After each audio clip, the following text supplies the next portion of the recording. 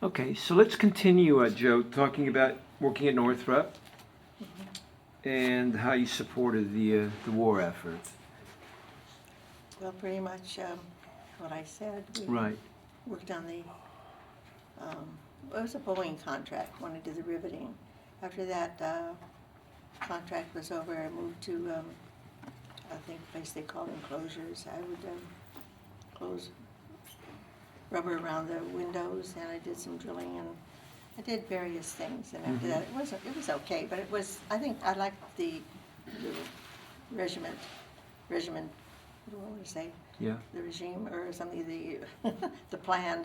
Sure. Otherwise, the other jobs I didn't care for as much as I did that one, the riveting. Now, when you worked there, were you living at home? Oh, yes. Okay. Girls didn't leave. They left till they got married. Oh, so Girls how old? lived at home. Okay, was your older sister when she got married and moved out? She was 18. She was the youngest of us three. They got married. Okay. She just, in fact, I don't think she was, yeah, she just turned 18. She got married Mm-hmm. at 18. And where did she move to? Their first place, they had an apartment in Inglewood, and her husband was not an upholsterer. I think they had an upholstery Yeah. shop. Yes, I Okay. think they did. And and I think she worked with him Okay. somewhat until she got pregnant. And then I remember moving in with them, and I had to take a bus clear from Inglewood to Fremont.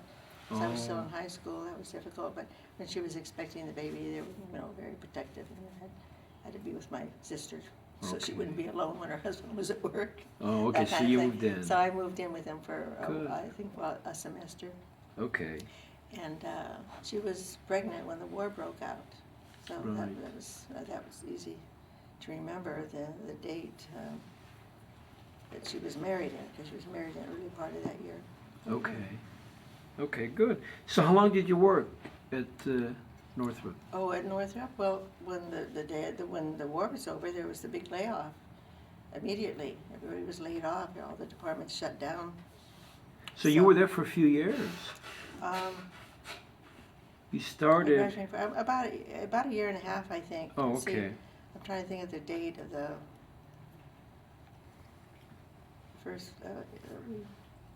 first victory. I can't remember the date. I Right. worked until then. I think we were still at war with Japan, I believe. I don't. Those dates are not clear. But anyway, I worked there till the end of the war. Okay. And then, as I said, we were laid off. So I found a job at Barker Brothers, downtown LA.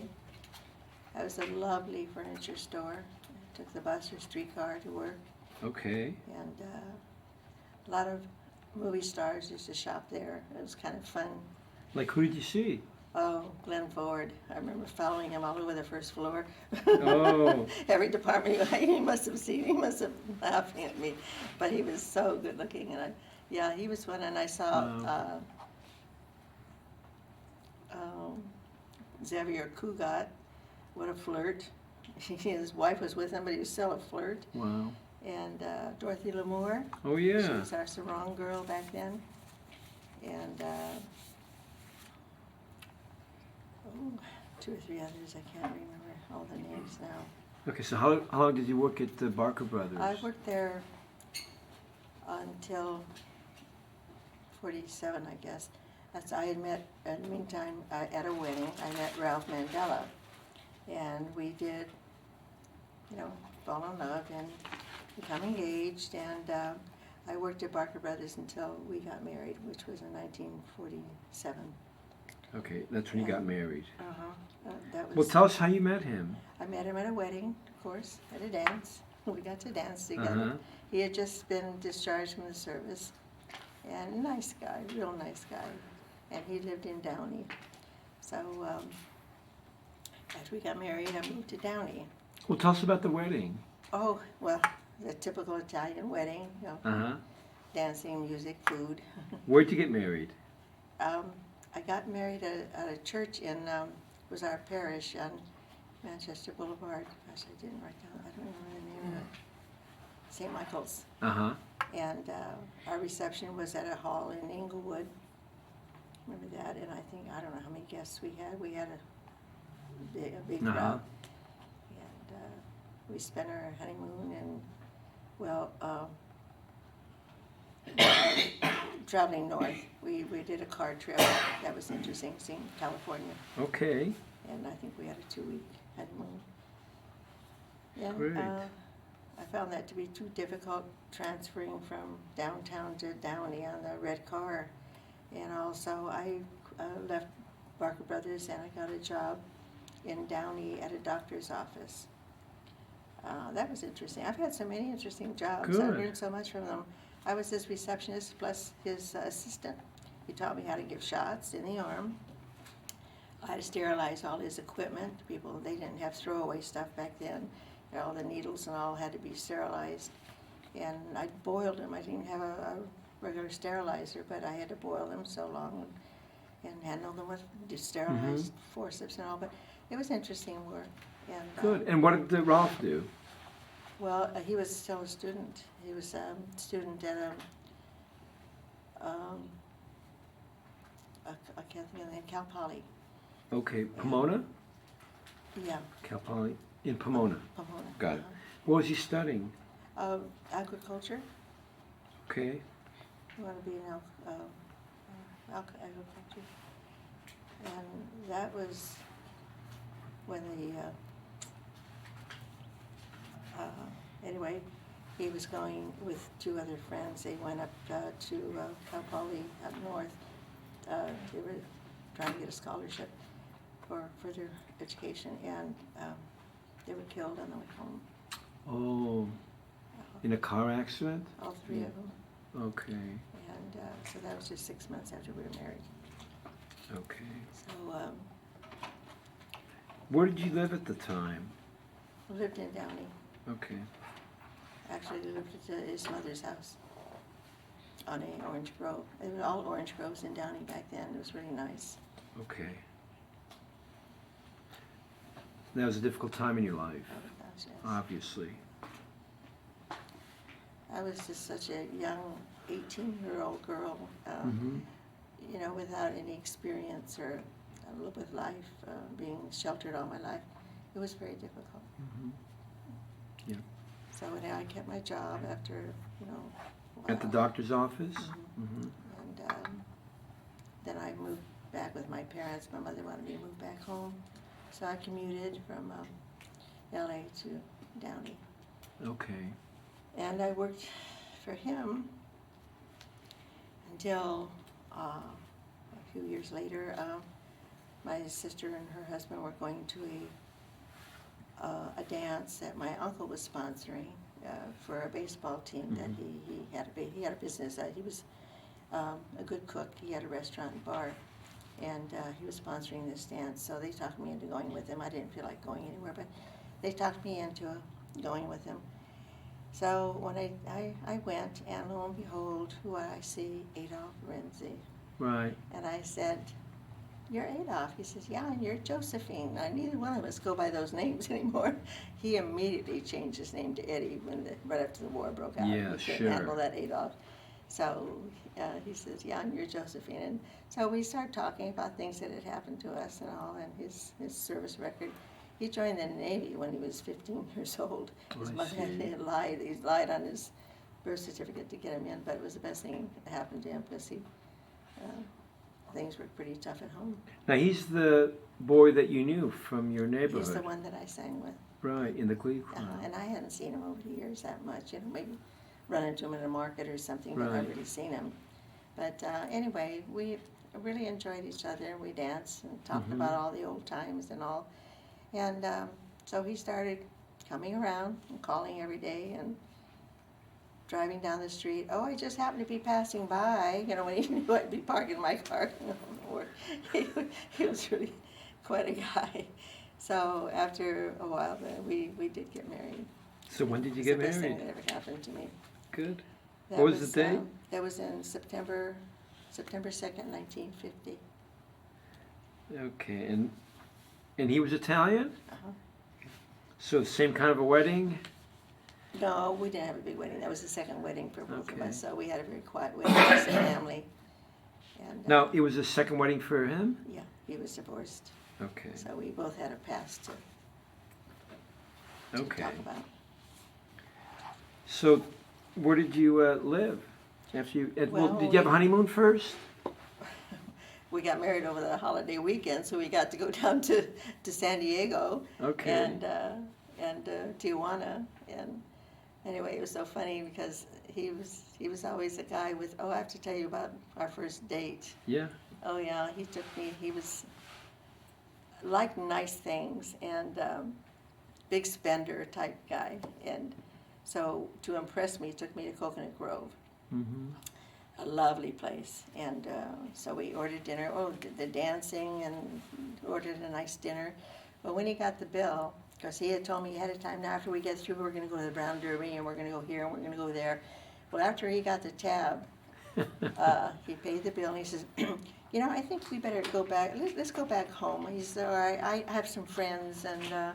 He needed to go home to get some money. Oh. It took every penny to pay. Big spender. I think he had a $20 bill, and I think he had enough to pay for the bill and a tip. And that was it. But yeah, but he never told me. He was a big, all this Italian pride. But so anyway, we went to his end of town, and we were somewhere, some friends. I didn't mention he's a wonderful pianist, beautiful player, and he knew a lot of friends. And anyway, they had him playing piano, so we were singing, and we had a great time. But in fact, his piano playing saw us through a lot of lean days. Good. But So you lived where again with our first, Eddie? our first place was a small apartment in LA, Okay. and yeah, little one room. And he, of course, didn't want me to work. As the macho Italian people, they had to take care of their women, and so I sat home there twiddling my thumbs and drawing pictures, had no money to spend, couldn't go shopping. But I thought, this is ridiculous. So one day I started looking through the paper, and I found an ad for a job at Credit Managers. So I applied, and I got the job. I never had Okay. trouble getting work. I was always very lucky. Every time I applied for a job, I got the job. Good. So when he came home from work that day, I told him that I got a job. And he looked with his long, sad face. He said, well, just until we do get pregnant, because we did want to start a family. Mm-hmm. So anyway, I got the job. And Now, what did you do again? I at the worked at job? Credit Managers Uh-huh. downtown LA. Now, we only had one car, of course, and of course he needed the car. So I had to take the bus downtown. And then I remember there was a time we managed with what he did, that he could drop me off at work and pick me up. But it was downtown LA.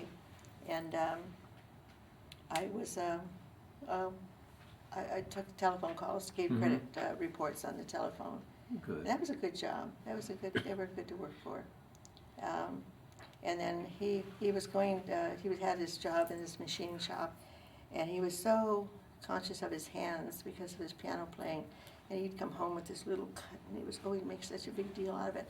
So finally one day he says, he said, I can't do this anymore. He said, I'd like to go back to the Conservatory of Music. So we talked it over, and we both agreed, I want him to be happy. So he went back to school, and he got a part-time job. So I was working, and he had a part-time job. And then his part-time job, I think they went out of business. I think it was an Mhm. upholstery shop. So he was looking for work, and there was an opening where I was working for a typist. And by this time, this is several months later, I was pregnant, so they knew I would be leaving. And because they didn't hire husband and wife. But anyway, he applied for the job. So he started working there 4 hours a day, $1 an hour, typing envelopes. And then later on, when I was getting too big to lean over the files, I did leave. And he got an opportunity. They offered him an opportunity in the mailroom. The person in there was leaving. Mm-hmm. So he thought, well, that was a big decision for us to make. Did he want to quit school and go some way? We decided that would be a good move. So he took the job, took the position, and it was a good job. And and then from there, it wasn't much longer. They had an opening in the a department where they handled bankruptcies, an estates manager, and they offered him the position. And he's the youngest one in the history of the company to be hired for that position, but he did take the job. And that became his career. And it was just so funny the way it started. Right, with sure. me working there, and just by chance. But he did very well there. They liked him a lot. In fact, he was getting up, being promoted and very well respected. And incidentally, while we were having trouble when he was going to school and all, he used to play piano in bars on weekend. My uncle had a bar, and that really saw us through a lot. Good. And he had a little band that he used to play with occasionally, so that his piano playing did work well for us. Good. So anyway, then he was working there, and we were really just getting comfortable financially. We had moved by then to our second home. We did buy a home. The first home we bought was in Westchester. It was a little prefab. The walls were a 1/4 inch thick, and I remember one time I wanted to hang a picture in one room, so I was hammering and I hung the picture, and then later that day I went into the room in the back and there was that nail sticking out. Oh, yeah? I didn't know the walls were So thin. So we laughed about that a lot. He said, well, we can hang our clothes on it or something. But anyway, then of course my son was born in October 1951. And what was his Boy, name? John. We named him John. And sweetest baby. Yeah. Yeah, a joy, such a joy. And that was a very, very special time, his birth. I couldn't believe I was holding a person. You know, you're pregnant and carrying a baby, but when you first hold that baby, you think, oh my God, I did this. Was it a healthy pregnancy? Yeah, it was. I got huge, but it was healthy. You were huge? I was huge. Yeah. So now you were family, Yeah. the three of you. Mhm. And how was Eddie with his son? Oh, he was wonderful. He was wonderful. Yeah, he was very happy. Good. And so what did you decide to do? To continue staying home? Yeah, I stayed home. First, we were lucky. We had some friends that had some apartments that needed a manager, and he offered us the place rent-free if we managed it. So we did that. So he was handling a job downtown, playing in the bars weekends, and Right. we were managing. So that really helped us get our feet on the ground, because we were both in debt when we got married. So Sure. we had a difficult time. But we were happy. And then, as I said, the first house we bought was this prefab with a 1/2 inch wall. Yeah. And so that we got that. We were lucky. It was a foreclosure, and it was selling real cheap. And I think my aunt loaned us $100 or whatever it was we needed to get into the place. But we fixed it up. We painted it and cleaned it up because it was really a shambles. And then we sold that with enough to make a down payment on our home in Gardena. Okay. I think that was $13,000, 2-bedroom. And so that was a nice place. We lived there for 13 years. Okay. And then, of course, my daughter was born in 1954. So Okay. And what was her name? we named her Paula Colette. Okay. Good. And I remember feeling so complete after I had her, and I thought, it's pretty great. Yeah, you have a boy and a girl now. It's really wonderful. And Eddie was still working? Mhm. Good. Yeah, he was working at the credit managers. Right. Yeah, and so anyway, we lived there. Oh, I don't. So 13 years? 13 years or more, yeah. And till we got our home in, it was a tri-level home, lovely home in Harbor City. Okay. And he commuted. You know, we didn't have freeway when he first started working down there. We had to go down Figueroa, And then they built the freeway, and the end of the freeway was about the off-ramp to Gardena. And then when we moved to Harbor City, they had lengthened the freeway, and the off-ramp was very close to where we live, so. Oh, good. So he had freeway all the way. That would have changed, I was. But anyway, it was a lovely home, tri-level home, as I said, and It was big and yeah, it was nice. So we were Good. really just getting comfortable, so to speak. We didn't get to do a lot, but he'd always talk about, oh, when the kids are gone, we're gonna eat out 3 times a week. We're gonna go here, we're gonna go there. He had all these big plans. He always had big plans. But unfortunately, in 1972, he got. We found out he had cancer. yeah.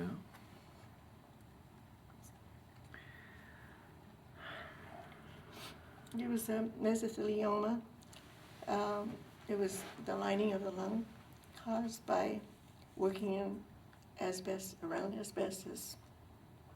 When he was discharged from the Navy, he got this job at the shipyards. And he was only exposed for 4 months. Wow. But he was very susceptible, I guess. And of course, that doesn't show up, no warning at all, that it starts to manifest. So he passed away in 72. So my life had to really take a turnabout again, and I didn't know what to do with myself. I told my daughter, I said, I really need a reason to get up. And she had a brochure. She was going to college. By this time, John was married, but Paula was still home with me. And she was going to Harvard College, and she had a brochure there. So I started looking through that, and I thought, well, maybe I take some classes. So I did. I took dressmaking. I thought maybe I could get back into design work. And then I took a fun class, archery class, and that was fun. Mm-hmm. So that was a nice experience. I had a lot of projects, homework, so that gave me things to do, things that I had to do. So that was good for me. And then I realized the fashion field was not a time to get into it. That's all for the young people. A lot of competition, and I'm not very competitive. So I decided, well, that wasn't for me. But I enjoyed the experience, and I took a few other classes, home decorating, and I enjoyed that. I've always enjoyed that. And then I started looking for work, and I got a job with Imperial Bank as the switchboard operator. Okay. And I worked there full time, and that was a nice experience. They wanted me to be a teller, but I didn't really want to handle money, so I just stayed on the switchboard, and that was good. And a lot of fun people there, and I enjoyed that. Good. And I was working full time, and then a few years later, I made the biggest mistake I ever made in my life. I did get married. That was a disaster. So. Do you want to tell us about that? Well, I really don't like to talk about that Okay. one too much. It was not good, but I Okay. managed. I stayed with him for about 7 years until I got the courage to move out, which I did. So Okay. I've been on my own for a long time. Good. So I realized, well, oh, and he had made me quit my job, by the way. He didn't want me working full time. So looking for work again, and I went to work for Bullock's Mm-hmm. and sales. And I don't consider myself a salesperson, but I like to help people. So I did well with that, because I did like to help them with their needs. Which Bullocks did you work I at? worked at Bullock's in Del Amo. In the big in mall? Torrance, Yeah. the Torrance Mall in Del Amo Boulevard. And I worked there for several years, and I also worked with the convention. I worked there part-time, so I also worked at the convention center in LA, and that was directional, helping people. That was interesting. And then Bullock sold out to Macy's, and things Mhm. were changed. So Sure. it was not good. So I left, and I went to work. I found, well, first then I got involved in tap dancing. What do you think Oh, about good. that? I found, I always wanted to tap as a child, but there Mhm. was never any money or any, funds for tap shoes or tap lessons. So I decided, I was about 50 then, and I thought, I bought some tap shoes, and I found a tap class, and I thought, this is great. And then I found out about a senior tap group. Mm-hmm. So I joined them, and I did some shows, and this is a picture of the first group I tapped with. They were called the Toe Tappers. I'm back here somewhere, back here. And Okay, hold on. we perform at different functions, Uh-huh. and so that's Wait, hold on, hold on. Can you hold it up again, Sure. please? It's not very It's okay. clear. It was put in the Okay, South Bay Breeze. good. And then from there I went, I was then working at Finley Jewelers. I've done so many different things, and I've learned something from every job I've had. I really, it's really been interesting in that I've learned a lot about jewelry. I knew nothing about jewelry before I started there. I knew about the gems now, and then I sold and cleaned, and we mostly sold Mm-hmm. jewelry, and so that was interesting until they were having me work nights, and I realized, what am I doing to my life? I'm working nights, I'm not having any fun, so I left, Sure. and I went to work for another jewelry store that gave me day hours.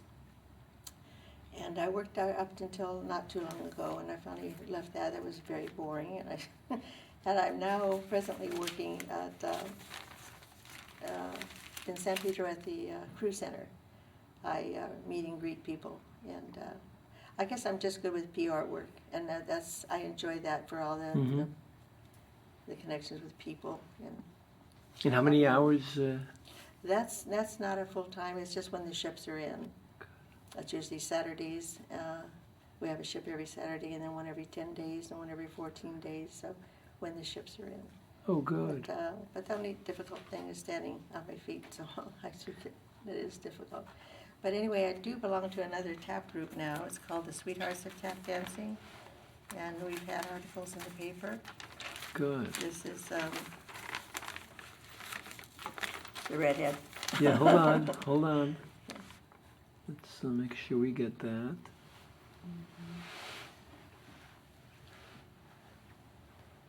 Very nice, okay. And this is one of our costumes, one of our dances, a military dance. Hold on. So is that you in the front there? Yeah, that's what I thought. Okay, hold on. Okay, good. So how often do you perform? Whenever we get a job, we perform at convalescent homes, hospitals, meetings. We performed here 2 or 3 times at the center for luncheons. Mm-hmm. It's just whenever we get a job. Great. We have one coming up, I think, next month Uh-huh. at a hospital in Torrance. Okay. And this is our flyer. Some of the numbers I'm in Right. here, and I think here, and here. Hold on. Very good. Okay. Another flyer. So anyway, I love to dance and sing. I love music. I love laughter, and so this helps fill the void. Sure it And does. I've always had to find something to do to. How long have you been with this group?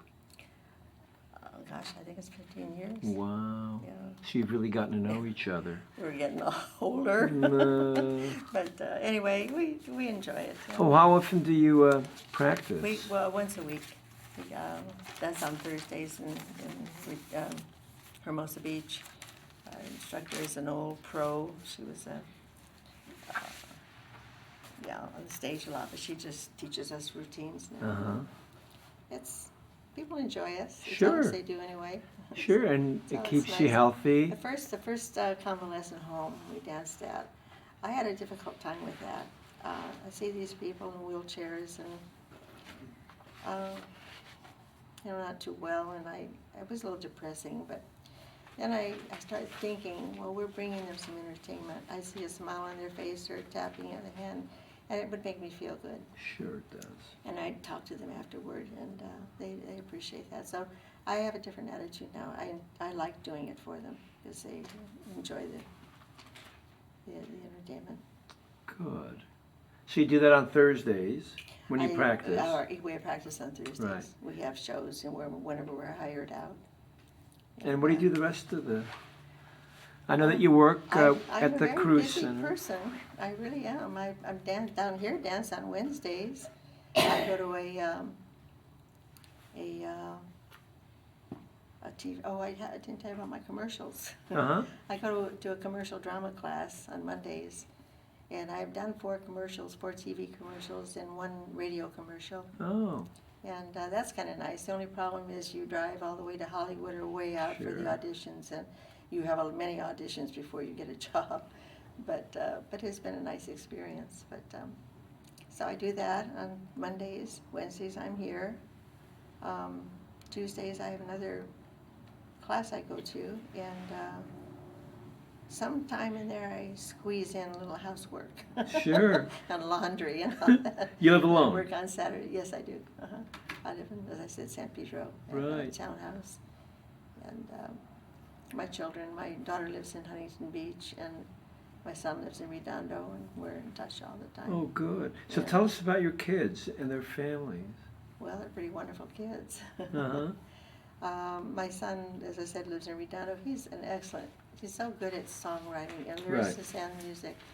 But if only he could get his work published, it would be wonderful. So he does a little of everything to keep, but he's always writing songs. Everything reminds him of, he's always sitting down writing a song. And he writes beautiful songs. Of course, I'm his mom. What else would I say?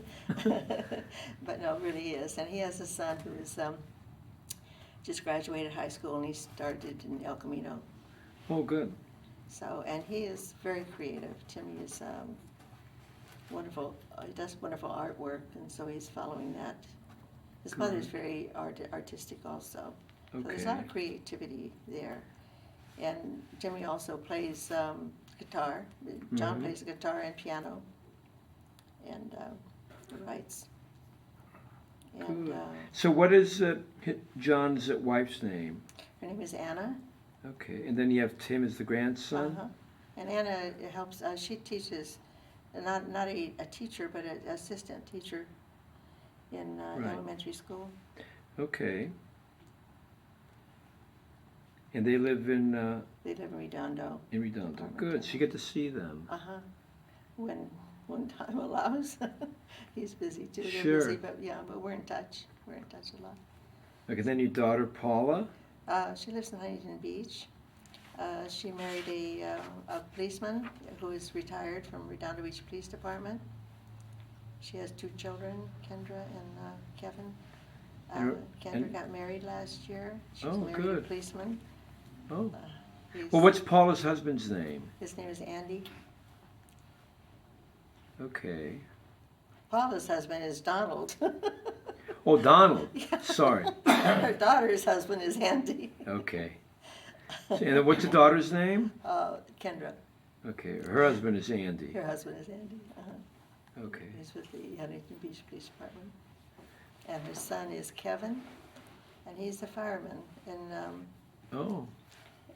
El Centro. He's trying so hard to get, well, it's very difficult to get into a location of your choice, but anyway, he's been working there for a few years, and he's trying to get into an LA department, but it's difficult to do. But anyway, he likes the work he does.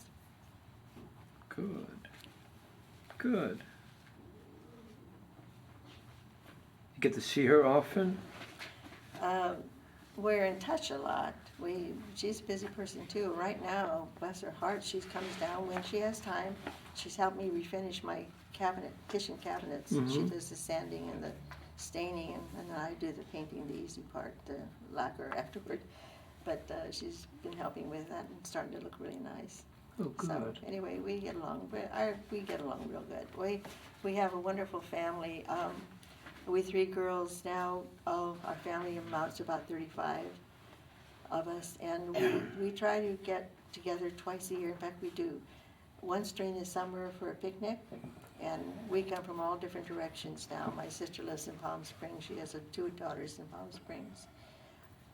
We have someone in Florida, a granddaughter, and they fly out sometime when they can for that occasion, and it's wonderful. A lot of love in our family. A lot Okay, of so the love one and affection. sister lives in Florida. She's a granddaughter of my Right. sister Prudy. So her husband got he's in the, I don't know what, one of the pizza places. And that's the only place he could get a franchise. That's Right. the reason he moved to Florida, they moved there. And they're doing very well. They have 3 little children, dogs. And anyway, they go out when they can. And, And your other sister? Mary lives not too far from me. She lives in Harbor City. Oh, good. She's about 3 miles, and she has two children, and they live in the area, son and a daughter. And So Prudy you has see 2 each other? girls. Excuse me? You and Mary? Sorry? You see each other Oh, often? yeah, Good. yeah, we do. We're in touch. And so on the other occasion that we get together is not at Christmas Eve, but the week before Christmas Eve. We've done that so that all the married kids can go with their in-laws or whatever on Christmas Eve. We leave that open, or they can do whatever they want.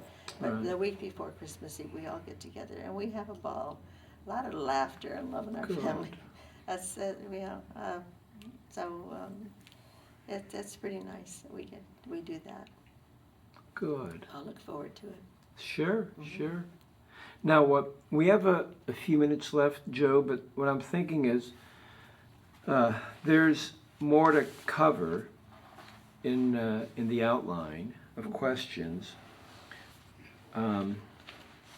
So we can continue next week, and I'll show you, the other Okay. sections of the outline, okay? Okay. Because you intended to come back next week, right? So I we will, can if do you want. this. We reserve next week for you. Okay.